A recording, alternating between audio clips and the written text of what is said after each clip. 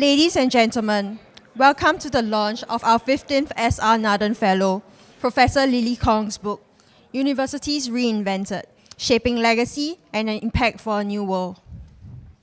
We are grateful for everyone for taking the time today to join us and are delighted to have Minister for Education and Minister in charge of Social Services Integration, Mr. Desmond Lee, here as our guest of honor.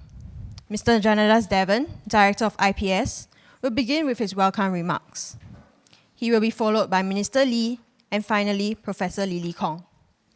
We will then launch the book.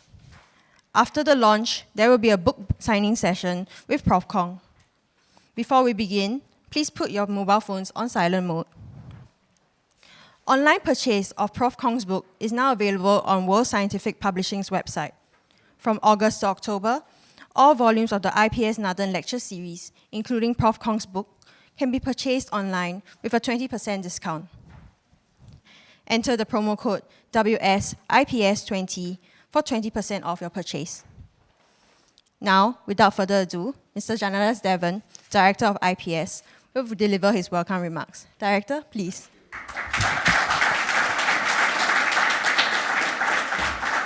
Minister of Education, Professor Lily Kong, ladies and gentlemen, welcome to the launch of Universities Reinvented, Shaping Legacy and Impact for a New World.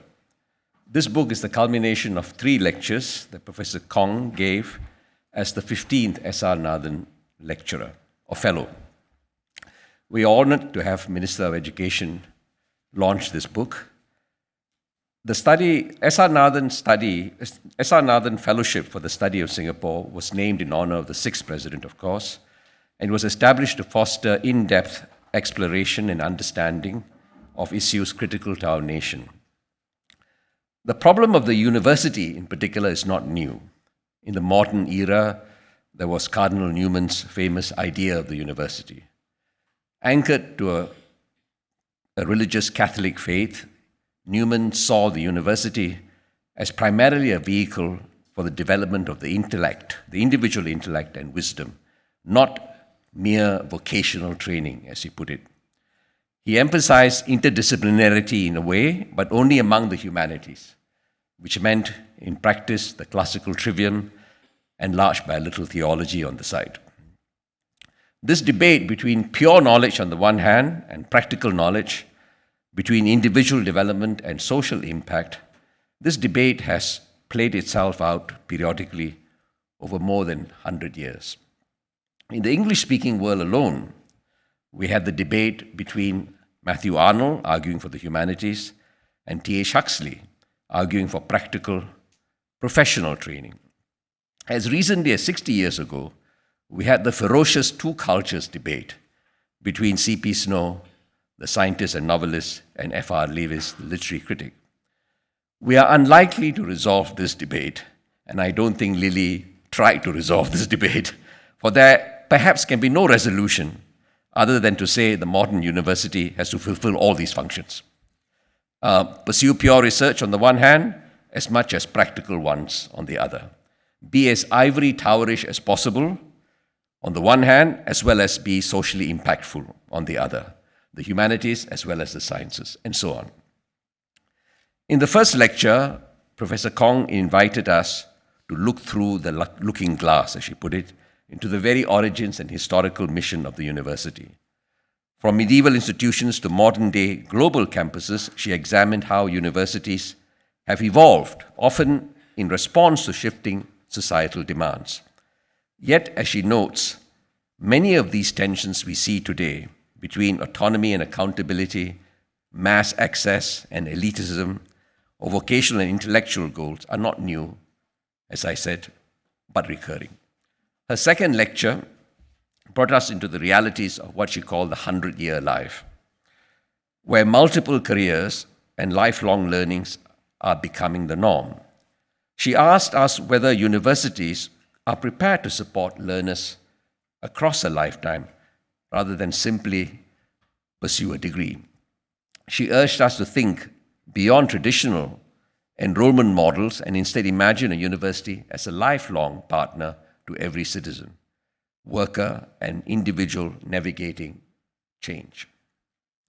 In a final lecture, Professor Kong turned to the research missions of universities, probing the balance between excellence and relevance. Should universities, for example, focus solely on what is fundable, or somebody's going to pay for it, or on what is valuable intrinsically? How can it balance rigorous research peering into the unknown with work that is socially impactful? Professor Kong's lectures provide a roadmap and a challenge for the reinvention of the university. Her book doesn't have definitive answers to all these questions, for this is a rapidly shifting landscape. To my mind, her lectures are especially valuable because they ask the right questions.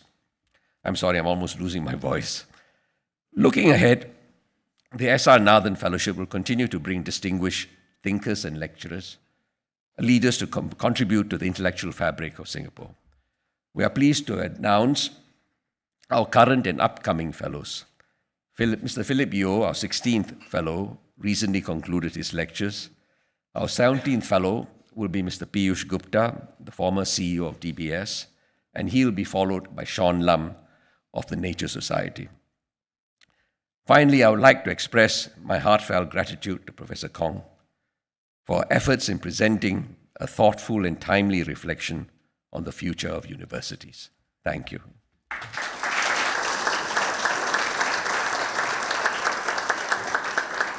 Thank you, Director.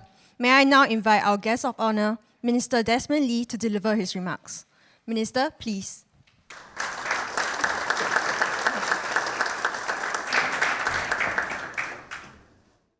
There's Liang Teh here. Janadas could have taken the... So Janadas Devan, Director IPS, Professor Lily Kong, our 15th S.R. Nathan Fellow for the Study of Singapore, distinguished guests, ladies and gentlemen, very good evening. I would like first and foremost to congratulate Professor Lily Kong on your successful IPS-Nathan Lecture series last year and the launch of your book today. Let me also thank you for your many years of distinguished service to the universities in Singapore, first at the National University of Singapore and then at the SMU, where you've been president since 2019 and breaking new frontiers. We are fortunate to benefit from your leadership in the academic sector. Indeed, your rich insights are drawn from these experiences, and you've set out a vision of a world where universities evolve with the times, undertake bold transformative steps to stay relevant and impactful amidst a 100-year human lifespan, and becoming society's brain trust in conducting groundbreaking research. It is an inspiring vision and one that is very much aligned with ours at the Ministry of Education. Allow me to add on by sharing 3 areas where I would be happy to see our autonomous universities, or AUs, push the boundaries and frontiers in their core mission of teaching, learning, and research beyond what is possible today. First, our AUs should strive to teach beyond specific disciplines. In 1905, Singapore's only higher education institution was a medical college. In the centuries since, the landscape has grown into a portfolio of 6 modern world-class research and applied universities today. And through the decades, our AU's core mission of providing quality education indeed has not changed. But teaching is not the mere delivery of academic content. We know that our autonomous universities play a key role in developing our people's potential to create value, to contribute to society, and to solve pressing problems facing us all. This is particularly important with the advent of generative AI, which can perform many of the tasks that could previously only be done by people, and perhaps even surpass human capacity. To prepare our students for an AI-transformed world, our autonomous universities must teach beyond disciplines by providing opportunities for self-discovery, resilience building, and interdisciplinary solutioning for real-world challenges. Our autonomous universities are actually already doing this. For example, NUS has introduced NUS One, an initiative that aims to broaden students' access to and encourage their participation in a range of out-of-classroom activities. NUS has also formed the new College of Humanities and Sciences and the College of Design and Engineering to promote interdisciplinary education and research. And at SIT, the Integrated Work-Study program allows our students to undertake paid employment relevant to their programs while developing specific professional competencies and interpersonal skills. So that's first. Second, autonomous universities should inspire learning beyond ages. Undergraduate education is not the be-all and end-all.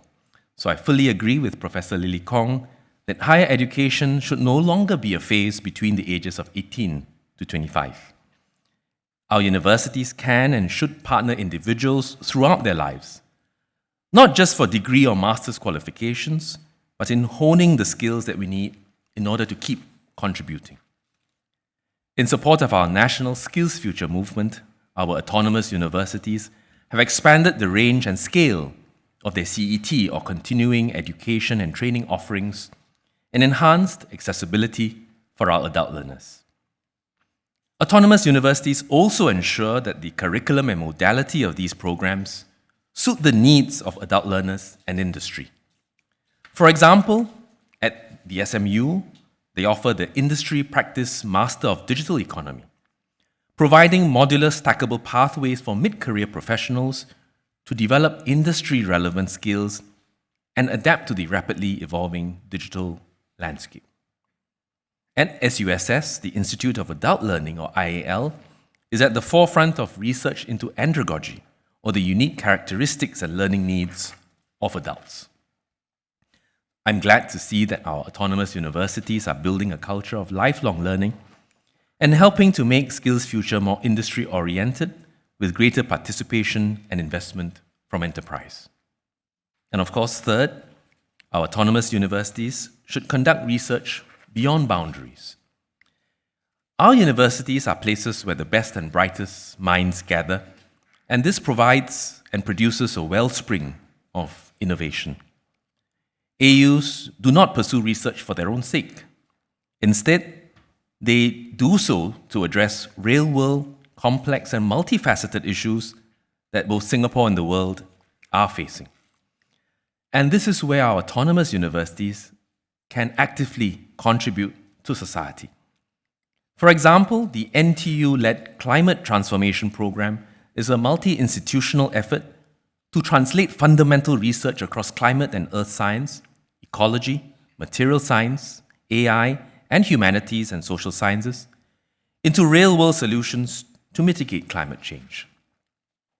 At SUTD, the Future Communications Research and Development Program coordinates multidisciplinary research in new generation communications infrastructure and supports innovative testbeds across local research institutions to strengthen and future-proof our 5G ecosystem. The government will continue to fund a broad range of impactful research done in our autonomous universities to build a more resilient, sustainable, and digital Singapore. Amidst the rapidly evolving higher education landscape, I encourage our autonomous universities to teach beyond disciplines, learn beyond ages, and to conduct research beyond boundaries.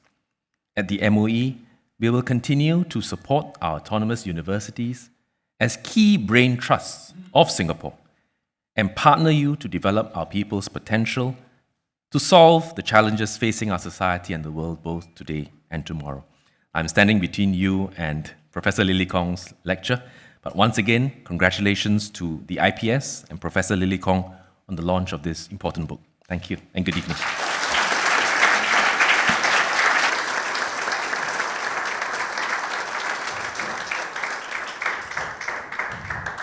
Thank you, Minister. May I now invite Professor Lily Kong to deliver her remarks. Prof. Kong, please.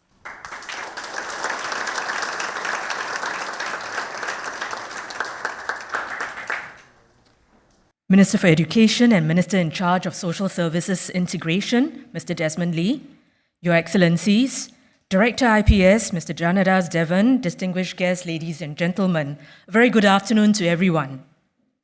I'm grateful that so many of you have come today to help me launch my book, Universities Reinvented, Shaping Legacy and Impact for a New World. To reinvent universities begs a fundamental question. What is a university for in this new world? It is, in fact, the central question underpinning the book. Let me begin by expressing my sincere thanks to Minister for making time to be here. It is perhaps the first occasion for you since becoming Minister for Education to make a public commentary on higher education, and I'm deeply honored that it is at my book launch.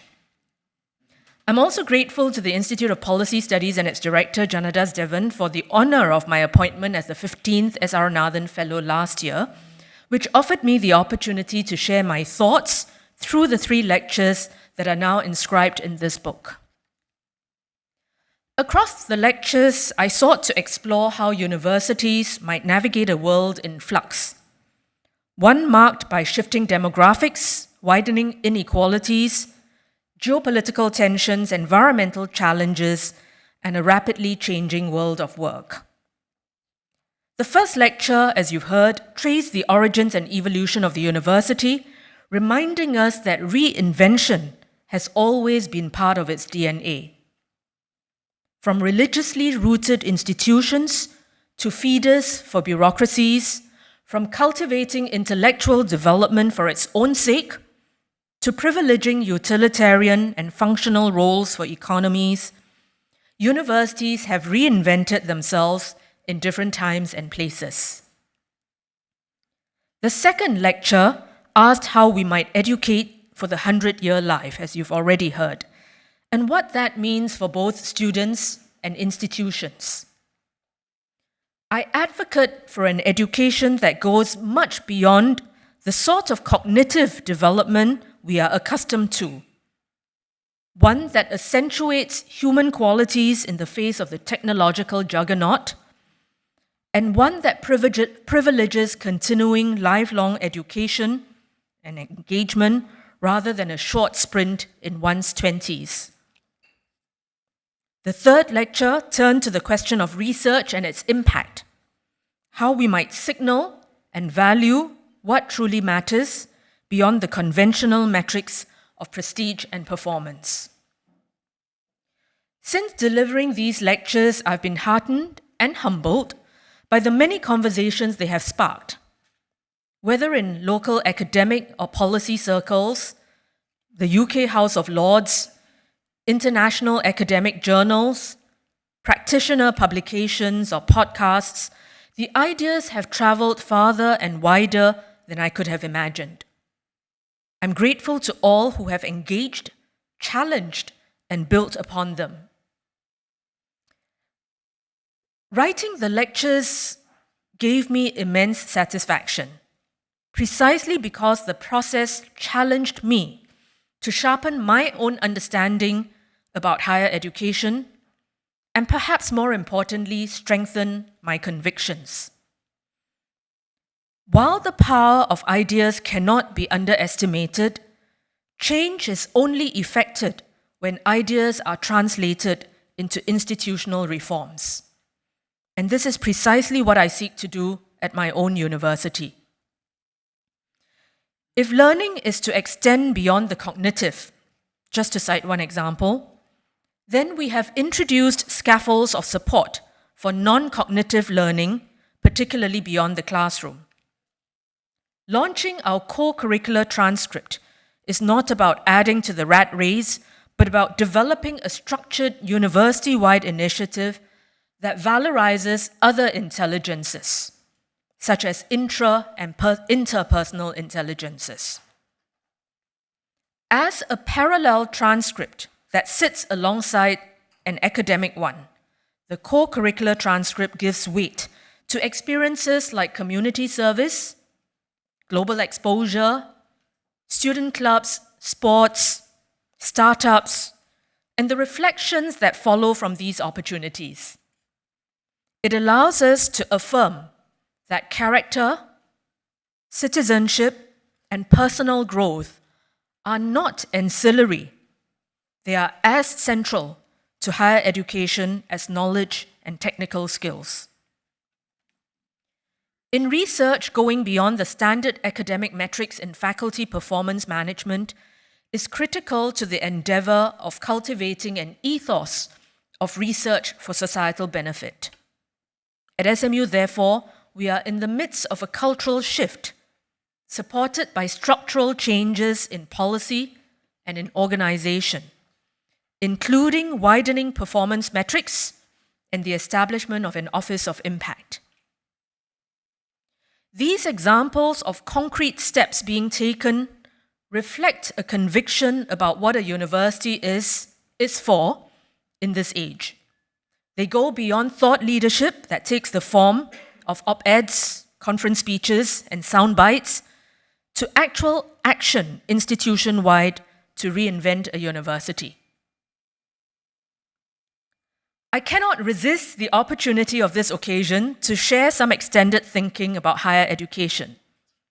Had there been a fourth lecture in the series, squeezing it in, Janadas, I might have turned to ask how universities in Asia can play a role in realizing the promise of an Asian century through reinvention.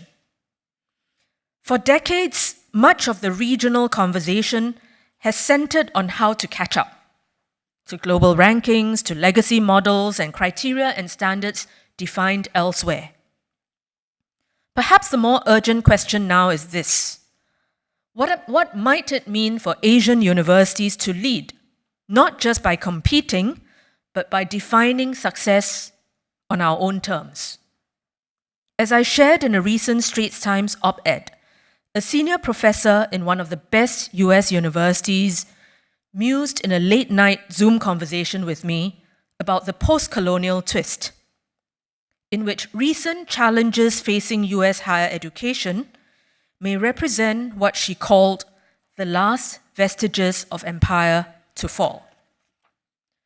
She held out hope for universities in Asia, and Southeast Asia in particular, universities such as SMU, perhaps she was being polite because she was speaking to me, but universities such as SMU to be sources of light in a darkening world. Anchored in a belief in contextual relevance, in post-colonial confidence, and regional partnerships, SMU is responding with both humility and clarity. Through our overseas centers in Jakarta, Bangkok, and Ho Chi Minh City, and deeply engaged international advisory councils in the region. Some of the members are here in the audience. Thank you for coming. Through these endeavors, we are building long-term partnerships rooted in trust and mutual understanding, mutual learning. These are not just extensions of campus, they are opportunities to co-create knowledge and develop human capital within the region in ways that speak to local needs, to local histories, cultures, and promise. Had there been a fifth lecture, I would have turned the gaze still closer in to university leaders and academics. I had been mulling over the idea of moral courage and how that quiet, often invisible quality underpins our ability to lead institutions with integrity and to act on a daily basis driven by our moral compass. The moral foundations of institutional leadership and individual action are rarely foregrounded in discussions about higher education. This courage is not exercised through dramatic gestures, but through measured choices. What to research, to prioritize, to support, to reward, what to stand for. How to balance our role as educators and researchers. Perhaps our discomfort about shifting our mental and actual models of higher education is actually discomfort about ourselves and a worry about how our well-honed, time-honored measures of success may be threatened. The moral courage of institutional leaders to challenge and even break the mold is therefore critical for institutions to be anchored in purpose, whether it is enabling social mobility and cultivating citizenship through our educational endeavors, or whether it is building enterprise or contesting long-standing policies and practices in society and in business. I won't go into the 6th lecture, don't worry. Let me return to the book that is already written and the question I posed at the beginning. What is a university for? My hope is that a university will always be for the discovery of knowledge, serving, as you've heard, as a brain trust for society, a font of new ideas, technologies, and perspectives that make for better lives. My hope is that universities contribute to the formation of character and empowerment of lives, in as much as they cultivate domain knowledge and technical skills. My hope, too, is that universities will be the public square for dialogue and the dignity of ideas. Our legacy, our impact, and our relevance will be defined by our willingness and capacity to continually reinvent ourselves to these ends. That was true, too, for Mr. S.R. Nathan, whose life journey, from humble beginnings to the highest office of the land, reminds us that leadership is not about certainty, but about conviction in the face of complexity. In a world that demands both adaptability and moral clarity, this spirit must remain true for the universities that carry these values forward. I offer Universities Reinvented as my contribution to conversations unfolding about higher education reform. May it be a stimulus inviting policymakers, university leaders, academics, industry, and community stakeholders to collaborate thoughtfully in shaping higher education and societies into ones that are resilient, responsive, and relevant. Once again, my thanks to Minister, to Janadas, my moderators at the lectures, and special thanks to my colleagues from SMU and those from IPS whose care, rigor, and humor made the lectures and publication possible. Thank you very much.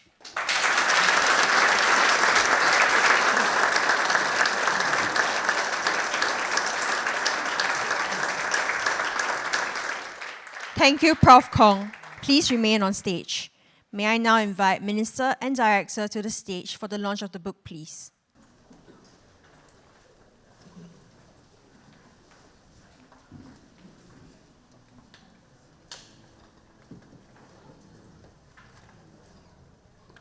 We will now launch the book.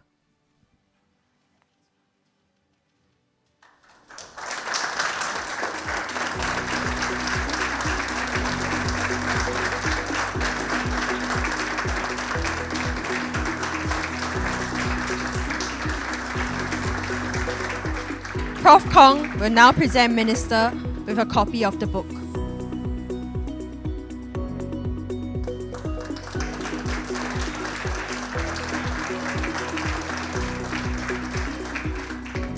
And now, Director will present Prof. Kong with a token of appreciation from IPS.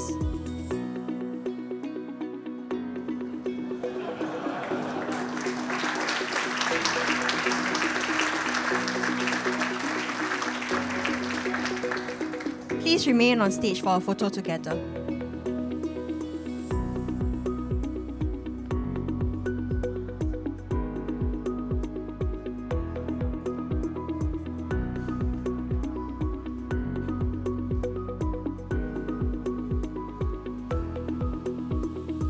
The book is now launched. Thank you everyone for attending and have a good evening ahead.